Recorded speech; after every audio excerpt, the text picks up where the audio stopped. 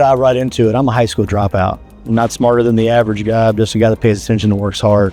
A little background story on me. So 1996 was my year of graduation. I didn't walk with my class. I was prioritizing other things instead of education, and so cost myself that opportunity. I was dating a girl. My mom and dad said, hey, you got to get a job. I didn't want to get a job. When I went and stayed with my girlfriend's mom, and about 3 months into that, I'm laying on her couch down in the living room, and she says to me, you got to get out and get a job.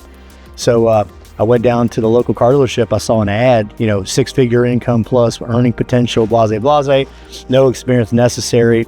I said, well, I'm a pretty good salesman. I can talk pretty well. So I grew up around cars, loved them. My father obviously was a car collector and a racing enthusiast. So I went into the dealership, I put an application in, and the rest is history at this point. I started selling cars, salesman of the month, my first month at that car dealership. And then of course, just learned and moved through the ranks throughout.